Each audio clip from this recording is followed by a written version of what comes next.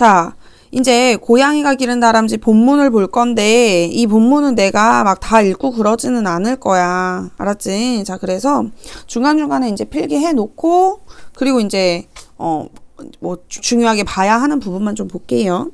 자, 먼저 배경, 뭐 갈래 이런 것들 보면 자, 성격부터 보면 생태적이다. 그러니까 동물 중심적 사고 이런 것들을 반영하고 있으니까 그래서 생태적인 이제 이런 것들 반영할 수 있고 교훈적, 인간 중심적 사고에서 벗어나야 된다. 그리고 인간 중심적 사고에 대한 비판적 태도 보여주고 있어. 해서 인간 중심적 사고를 비판하고 있는 글이다. 그 다음에 야생의 본성을 잃지 않도록 있는 그대로 유지할 수 있도록 배려하는 것이 중요하다. 특징 보면 어머니의 자식인 나가 서술자다. 주인공은 어머니라는 거 확인. 그렇게 이야기 전개되고 있다. 두 번째 특징, 대상에 대한 즉 다람쥐에 대한 애정을 따뜻한 시선으로 제시하고 있는 그런 동화 같은 좀 그런 이제 이야기인 거죠. 자, 그래서 이제 맨 처음에 이제 어머니 등장하면서 농사를 짓고 있었다. 그리고 이런 얘기 나오고 이런 문장 있네. 사람이 나이가 들면 동물을 좋아한다는 말이 있다. 자연과 가까워진다는 뜻이다. 자연을 점점 이해하게 된다. 이런 얘기가 있는 거지. 그리고 나서 이제 다람쥐가 있었다. 등장을 했다. 근데 그 다람쥐가 뭔가 이렇게 눈치를 살피고 있더라는 거지. 그럼 여기까지는 아직 인간을 경계하는 거니까 야생동물로서의 모습이라는 거 확인할 수 있어. 그리고 나서 자, 어쩌고저쩌고 아니야. 나는 너를 겁주지 않아. 라고 말하면서 이제 어머니가 이제 말을 걸고요. 그리고 나서 그 뒤에 다시 다람쥐가 나타났고 음식을 주기 시작을 해. 그리고 계속 그 뒤로 이제 줬다. 이런 얘기 있는 거지. 그리고 여기서 이제 드디어 다람쥐는 지가 이제 야생동물인 것을 잊어버리고 어머니를 더 이상 경계하지 않더라. 그러면서 이제 갑자기 사과하는데 이게 왜 그러냐면은 저번에 어머니가 음식을 주고 나서 내가 그래도 야생동물인데 다람쥐가 날 물 수도 있는데 내가 너무 섣불리 접근했던 것이 아닌가? 라고 잠깐 후회했단 말이야. 그것에 대한 미안함을 말하고 있는 거야. 그리고 나서 어머니는 이제 말벗을 만난 듯 자식이 없어서 이제 외로운 것을 다람쥐를 통해서 해소하고 뭐 이제 이랬단 말이지. 그리고 나서 자식처럼 애정을 쏟을 수 있었다 이런 얘기들 나오고요. 그리고 다람쥐가 매일 찾아오기 시작을 했어. 자, 그러던 어느 날 어머니가 허둥댔어. 어디 갔지? 무슨 일이지? 누구한테 당했나? 고양이나 걔한테 물려 죽었나? 쪽제비나 담비한테 당했나? 라고 하면서 오들오들 떨고 있었어. 아무것도 할 수 없었어. 어머니는 눈물까지 흘렸어. 근데 그건 자식들을 보낼 때 흘리던 눈물과 같은 것이었대. 이 말은 무슨 말이야? 다람쥐를 자식처럼 생각했다 이거겠지. 그런데 방문 긁는 소리가 들리더라는 거야. 아니 누구냐 라고 했더니 이제 바로 이제 그 다람쥐였어. 안도감, 그 다음에 원망 이렇게 있었고, 그리고 다람쥐가 자꾸 따라오라고 하는 거야. 갔어. 그랬더니 이제 뭐가 있었어? 그 판자 아래 커다란 독이 있었고 그 아래 새끼들이 있었던 거지. 다람쥐 새끼들이 있었다. 됐죠? 해서 여기까지는 지금 아직 행복해. 자, 근데 이제 그 다음 이제 소제목을 봤더니 어머니 잃은 새끼들이라잖아. 어디 보자. 다람쥐는 전혀 먹이를 구하려는 노력을 하지 않았어. 새끼가 있어도 어차피 어머니가 다 구해주고 있는 그런 상황이었어. 야생의 습성을 완전히 잃어버렸단 말이야. 근데 이제 이런 문장이 있지. 야생동물이 먹이를 구하는 본능을 잃어간다는 사실이 얼마나 큰 불행을 가져오는지 어머니도 다람쥐도 미처 생각하지 못했다라고 해. 뭔가 불행이 닥칠 거라고 하는 복선의 역할을 하고 있다라는 거 확인. 그리고 그해 늦여름에 어머니가 오랜만에 서울 나들이 하면서 자리를 비웠어. 그리고 시골집에 내려왔을 때 끔찍한 비극이 기다리고 있었어. 어미 다람쥐가 죽어 있는 거야. 자, 어머니가 없었어. 근데 새끼들한테 뭔가 먹이를 갖다 줘야겠다고 생각을 했을 거 아니야. 근데 나갔지만 본인이 스스로 구할 수 없었고 결국에는 이제 죽음을 맞이하게 된 거죠.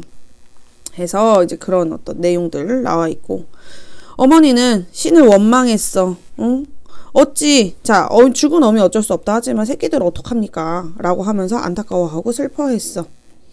그리고 나서 어머니 잠 못 이루고 그 다음에 다람쥐 새끼들 걱정을 했어요. 자, 그런데 믿어지지 않는 일이 벌어졌어. 죽은 새끼들 묻어주려고 가봤더니 거기에 뭐가 있어? 고양이가 있더라는 거야. 아이고 그 고양이한테 잡아먹혔나 보다 라고 생각을 했는데 어머니가 본 장면은 믿을 수 없는 그런 장면이었던 거지.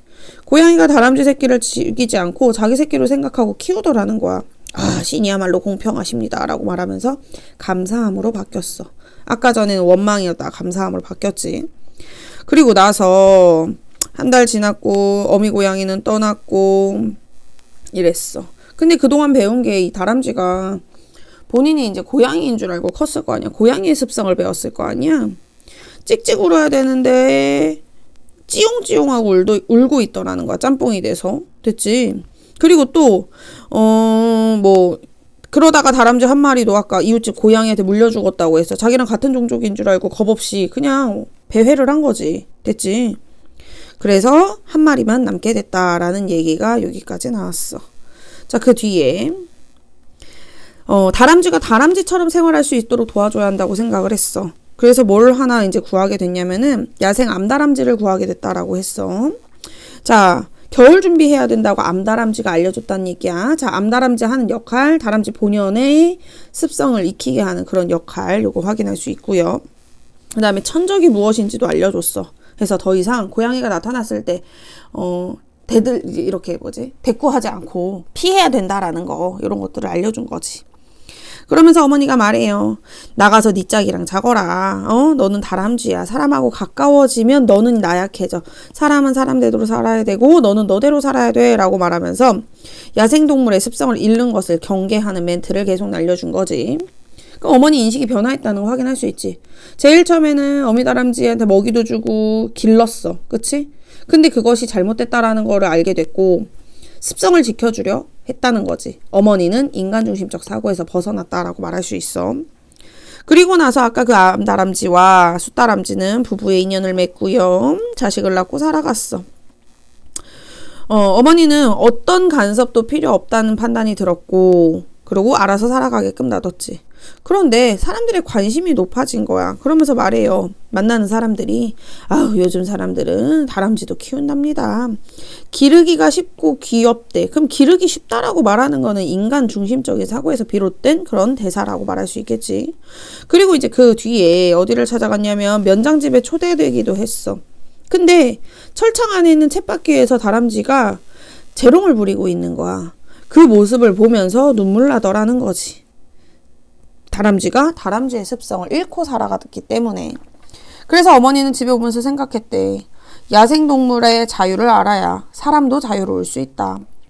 근데 그 사실을 사람들은 왜 모를까? 귀여워서 갖고 싶을수록 놓아주어야 되고 그대로 두어야 한다는 얘기지. 동물은 야생에서 스스로 살아갈 때 가장 행복하고 아름답다라는 것을 깨달으면서 어머니 돌아왔다. 주제 직접 드러나고 있는 문장이고요. 그 다음에 이제 마지막에 누구지? 조카 손주까지 어머니의 조카 손주가 와서 막 매달렸는데도 끝까지 거절을 했어. 스스로 이제 각자의 삶에서 영위를 할 때 그때 이제 행복해질 수 있다라는 걸 깨달은 거지. 그리고 이제 나의 딸 손주를 안고 이런 얘기를 하네. 강아지가 크면 다람쥐 덕을 보게 될 거야. 다람쥐가 밤을 묻어놔, 도토리를 묻어놔. 그러면 그것이 싹을 틔우겠지? 그게 결국엔 나중에 밤나무가 되고 그 열매를 다시 인간이 먹게 되고 뭔가 순환하는 구조를 언급하면서 자연이 본연의 습성 지킬 때 인간도 함께 행복해질 수 있다라는 것을 말하면서 소설이 마무리가 되는 거지. 별로 어렵지 않은 그런 소설이었어요. 제대로 스스로 한번 읽어보는 게 필요할 것 같아.